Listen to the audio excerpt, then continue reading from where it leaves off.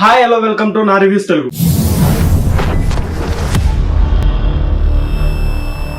Kingdom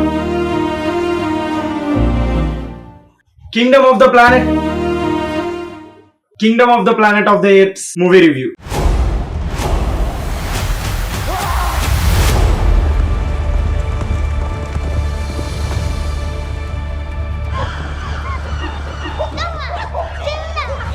movie నాకు నచ్చలేదండి, నిజంగానే.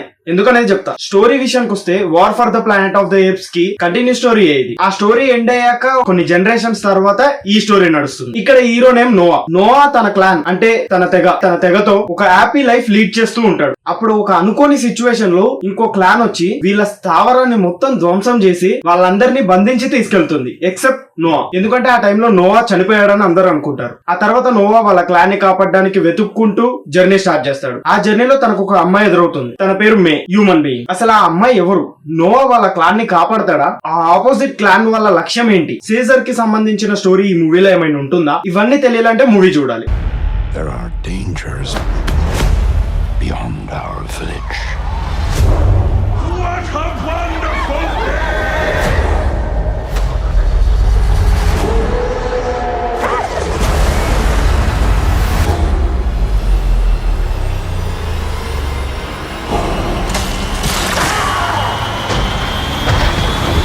నాకు ప్రీవియస్ పార్ట్స్ లో రైజ్ అండ్ డాన్ చాలా ఇష్టం అండి. వార్ మూవీ బాగున్నా నాకంత గెక్కలేదు. కింగ్డమ్ మూవీకి వచ్చేసరికి చాలా ఎక్స్పెక్టేషన్స్ తో వెళ్ళా. బట్ సీరియస్ గా చెప్తున్నా, not even worth for a నేల టికెట్ ప్రైస్.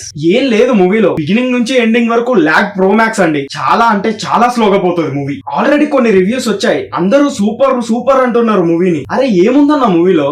నేను చూడలేకపోతున్నానా? మీకు ఎవరికి కళ్ళు కనపట్టలేదా? సీరియస్లీ చెప్పండి, ఇదే స్టోరీని యాజ్ ఇట్ ఈస్ మన తెలుగులో తీస్తే ఏం బేకార్ మూవీరా, ల్యాగ్ ప్రో మ్యాక్స్ రా అని టైటిల్స్ పెట్టేసేటోళ్ళు కదా. నిజంగానే అలాంటి టైటిల్స్ పెట్టి సావ దొబ్బేవాళ్ళు. అసలు ఎందుకు ఆ డిఫరెన్స్? ఓ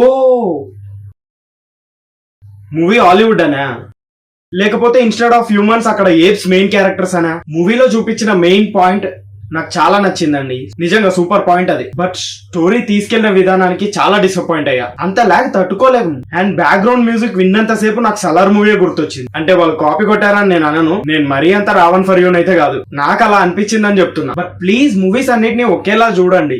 తెలుగు మూవీస్ లో డివైడ్ చేసి చెప్తారు కదా, క్లైమాక్స్ బాగుంది, మిగతా మూవీ అంతా వేస్ట్, ఇంటర్వెల్ సీన్ బాగుంది, సెకండ్ హాఫ్ యావరేజ్, అలా అన్నమాట. ఈ మూవీ క్లైమాక్స్ నిజంగానే బాగుంది, బట్ అది ఒక్కటి బాగుంది అని చెప్పి నేను మూవీ అంతా తోపు అనను. It's not me. ఫుల్ గా నిద్రపోవచ్చండి. మూవీ థియేటర్ వర్త అంటే అస్సలు కాదు. థియేటర్ లోనే ఎక్స్పీరియన్స్ చేయాలనేంత విజువల్స్ కూడా లేవు మూవీలో. ఓటీటీలో చూసేస్తే బెస్ట్ అని నా ఫీలింగ్. ఈ ఫ్రాంచైజ్ కి ఫ్యాన్స్ ఉంటారు నాకు తెలుసు, వాళ్ళు ఎలాగైనా మూవీ చూడాల్సిందే అంటే చూసేయండి. నా సావు నేను చేస్తా, నీకెందుకు?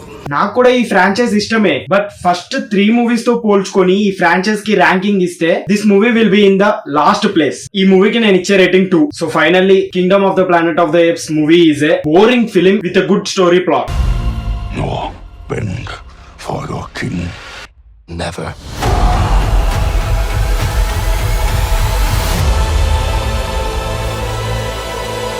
దట్స్ ఆల్ అండి. ఇప్పటి వరకు ఛానల్ ని సబ్స్క్రైబ్ చేసుకునే వాళ్ళు ఎవరైనా ఉంటే సబ్స్క్రైబ్ చేసుకోండి, వీడియోని లైక్ చేయండి, షేర్ చేయండి. Thank you all, by by.